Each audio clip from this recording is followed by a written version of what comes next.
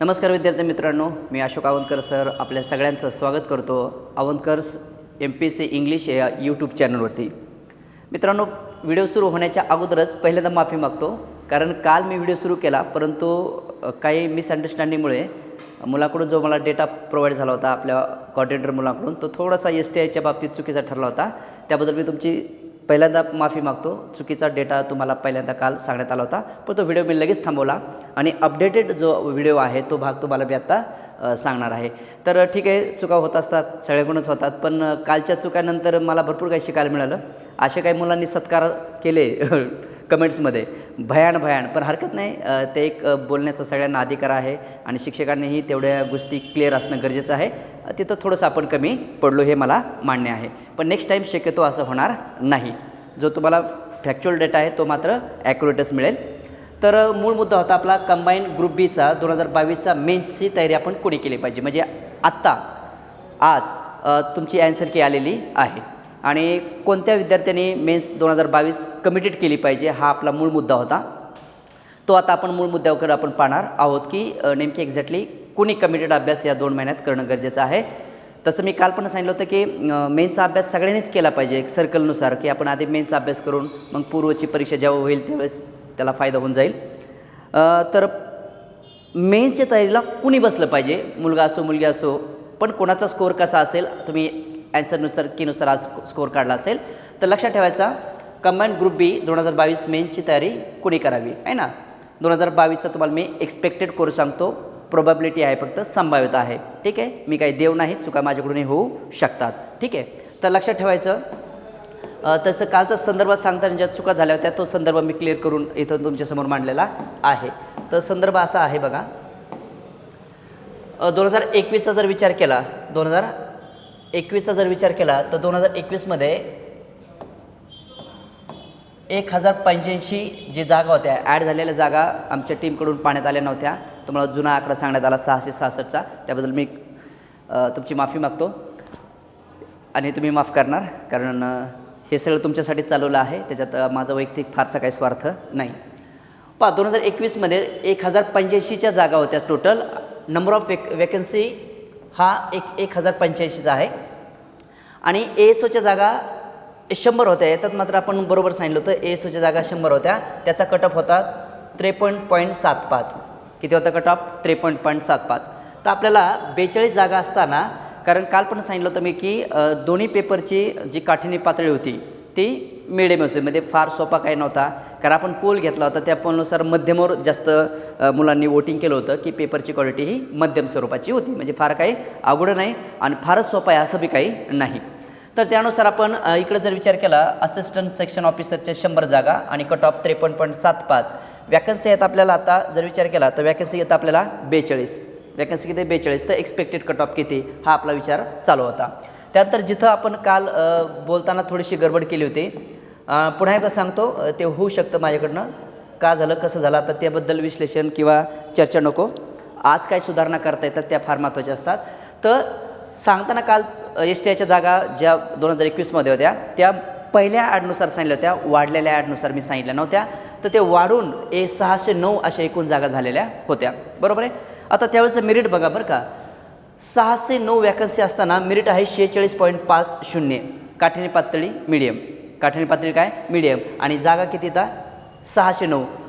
आता 609चा आणि 77 जागेचा म्हणजे हा खूप मोठा गॅप आहे। तर आपण एक्सपेक्टेड तुम्हाला सांगून देऊया कट ऑफ काय असेल। PSIचा विचार केला तर लक्षात ठेवायचं, PSIच्या एकूण 376 जागा होत्या आणि कट ऑफ होता 48.25। 48.25 हा 2021चा कट ऑफ आहे, आपण एक्सपेक्ट करणार, कारण इथं आहेत आता आपल्या वॅकन्सी किती? 603। 603 वॅकन्सी असताना आपला कट ऑफ किती लागू शकतो याचा आपण एक अंदाज काढून घेऊया। आता सब रजिस्ट्रार ऑफिसरची पोस्ट आपल्या 2021च्या परीक्षेमध्ये नव्हती, ती नव्याने ॲड करण्यात आलेली आहे। त्याच्या जागा आहेत आपल्या वेळेस एकूण 78। तर मित्रांनो, पुन्हा एकदा सांगतो, माझा प्रामाणिक प्रयत्न असा आहे की तुम्ही मेन्सला तयारी केलीच पाहिजे, म्हणजे असा नाही की माझा विषय इंग्रजी विषय असल्यामुळे मेन्सला आहे आणि तुम्ही आता क्लासला हवा असा उद्देश नाही आहे, पण जनरली तुम्ही मेन्सची तयारी करणं गरजेचंच आहे, कारण तुम्ही आत्ता इथून पुढचे 2-3 महिने मेन्सची जरी तयारी केली आणि पुढं प्रिलिम्स आहेच, तर प्रिलिम्स आल्याच्यानंतर पुन्हा प्रिलिम्सचा अभ्यास केला तर पुढे येणाऱ्या मेन्सला तुम्हाला जास्त त्रास होणार नाही।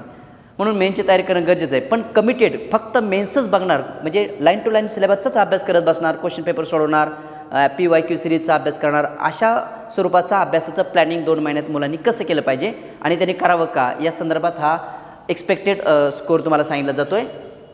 बघूया आपण यामध्ये नेमकी किती लागू शकतो आपला स्कोअर.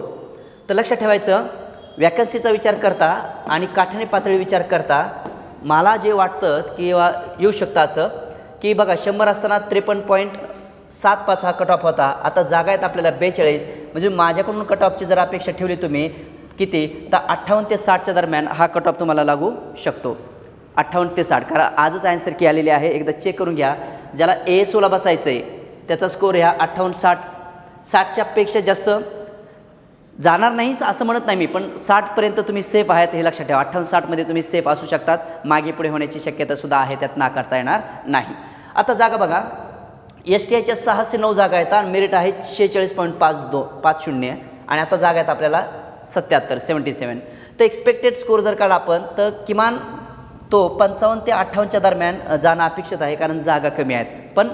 पण पेपर सोपा मध्यम स्वरूपाचा या रूपात असल्यामुळे एक्सपेक्टेड आहे माझं 55 ते 58च्या दरम्यान तो स्कोअर लागू शकतो. देव नाही, तुम्ही त्या दरम्यान असेल तर कॉन्फिडन्स राहा. पुन्हा काल एकदा सांगितलं होता की एखाद्या मुलाला 54च आहेत पण एक्सपेक्ट सांगताना सरांनी 55 सांगितलं, मग त्यांनी टेन्शन घ्यायचं नाही. 1-2 मागे पुढे असेल तर त्यांनी मेन्सला तयारी करणं हरकत नाही कारण कॉन्फिडन्स खराब करून घ्यायचं नाही आपल्याला. 55 आहेत नो प्रॉब्लेम तयारीला लागा, 54 आहेत नो प्रॉब्लेम तयारीला लागा. ठीक आहे, हे एक अंदाज काढलेला असतो, त्यानुसार हे तुम्हाला मिळतं आहे. आता बघा PSIच्या 376 जागा आहेत 2021मध्ये आणि कट ऑफ किती 48.25. जनरली PSIला जागा जास्त राहतात. मग 48.25 हा 2021चा कट ऑफ आहे वॅकन्सी नंबर ऑफ वॅकन्सीनुसार आणि काठाणे पातळीनुसार. हा लक्षात ठेवा 48. आत्ताची काठाणे पातळी आणि नंबर ऑफ पोस्टचा विचार केला तर मेरिट साहजिकच खाली येण्याची शक्यता आहे. आणि तुम्हाला तसं फक्त 2नीच खाली येईल का असं काही नाही, असं काही नाही आहे. इथं जागा 376 पण मुलं भरपूर परीक्षा देतात ना, नंबर ऑफ खूप स्टुडंट्स आहेत परीक्षा देणारे, म्हणून आपण जो कट ऑफ काढला आहे तो 46 ते 48च्या दरम्यान. 48च्या पुढे क्रॉस होण्याची मला तरी काही शक्यता वाटत नाही. तुम्हाला तर मग 46 मग 45वाल्यांनी नाही केला पाहिजे का? बिलकुल केला पाहिजे. 44वाल्यांनी नाही केला पाहिजे का? बिलकुल केला पाहिजे. फक्त ते इन आउट असं ते असू शकतं त्यांचं.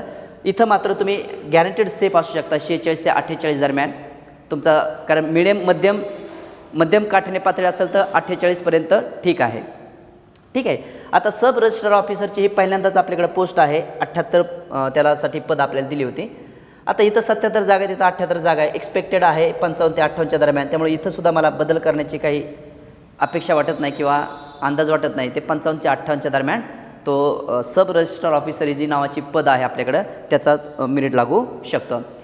पुन्हा एकदा सांगतो की हे एक्सपेक्ट करतो आपण, असं होऊ शकतं, हे काय अंतिम सत्य नसतं. जगात कोणालाही फिक्स आकडा सांगता येणार नाही, तो अंदाजच लावा लागतो आपल्याला. त्यामुळे आपण लिहिलं आहे अपेक्षित असणारा किंवा एक्सपेक्टेड स्कोअर काय असू शकतो कंबाईन 2000 मेन्सला जर तुम्हाला क्वालिफाय व्हायचं असेल तर. मित्रांनो, काल ज्या छोट्या मोठ्या सांगताना गोष्टी आपण झाल्या होत्या त्यासाठी आपण तो व्हिडिओ पटकन डिलीट केला होता कारण तो नंबर ऑफ वॅकन्सी STIच्या सांगण्यात चुका झाल्या होती. त्यामुळे तो पुन्हा एकदा व्हिडिओ आणि योगायोग आत्ताच निकाल आला तुमचा राज्यसेवेची कंबाईनची तुमची की लागलेली आहे ना, कंबाईनची पहिली की लागलेली आहे. आता ही पहिली दुसरीचा असं प्रॉब्लेम नसायला पाहिजे, त्यामुळे अनेक मुलांचे नुकसान होतात. पण आयोग यावेळेस नक्कीच चांगलं काहीतरी करेल आणि पहिली दुसरी तिसरी असं काही नसता एकच कीमध्ये थोडेफार डाऊट असू शकतात. तर मित्रांनो, सांगितलेल्या तुमच्या या स्कोअरमध्ये जर तुमचा स्कोअर येत असेल तर खूप तळमळीनं प्रेमानं आणि मेहनतीनं कामाला लागा आणि नक्की तुम्हाला 2022च्या या मुख्य परीक्षेत चांगल्या मार्क्साने यश मिळावं अशी माझी प्रामाणिक इच्छा आहे. आणि लक्षात ठेवा, कुठलंही काम आपण करत असताना म्हणजे मला जे मुलं ओळखतात ऑनलाईन, आता जे लेक्चर माझे पाहतात किंवा जे ओळखतात त्यांना माझा स्वभाव माहिती आहे. त्यामुळं काल जरी मी माझ्याकडून थोडी चूक झाली असली तरी मुलांनी बॅड कमेंट्स दिल्या नाहीत आणि जे मला ओळखत नव्हते त्यांनी मात्र भरपूर सत्कार केले. हरकत नाही, नो प्रॉब्लेम. त्याच्याबद्दल मला एक लेसन मिळाला की टू बी व्हेरी केअरफुल. अतिशय बारकाईनं तुम्हाला ऑनलाईन समोर जाताना फेस करताना अतिशय छोट्या छोट्या गोष्टीबद्दल निरीक्षण करणं गरजेचं असतं. नेक्स्ट टाईम माझा हाच प्रयत्न असणार आहे की जास्तीत जास्त बारकावे तुम्हाला त्यातले सांगितले जावेत.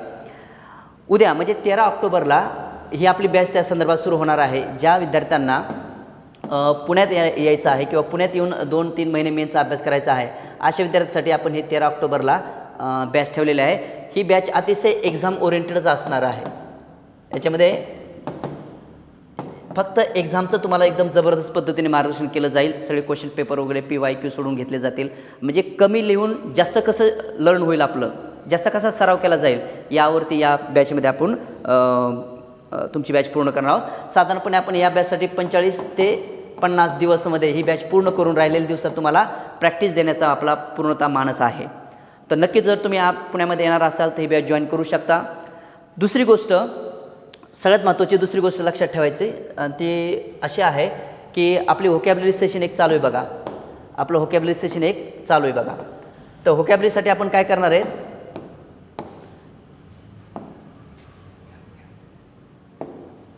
व्होकॅब्युलरी सेशनसाठी आपण काय करतो आहे, आपली जी फ्री व्होकॅब सिरीज चालू होती, आपली जी फ्री व्होकॅब सिरीज चालू होती त्या व्होकॅब सिरीजबद्दल मी तुम्हाला थोडक्यात माहिती सांगतो. ती पुन्हा आपण सुरू करतो आहे, फ्री व्होकॅब सिरीज.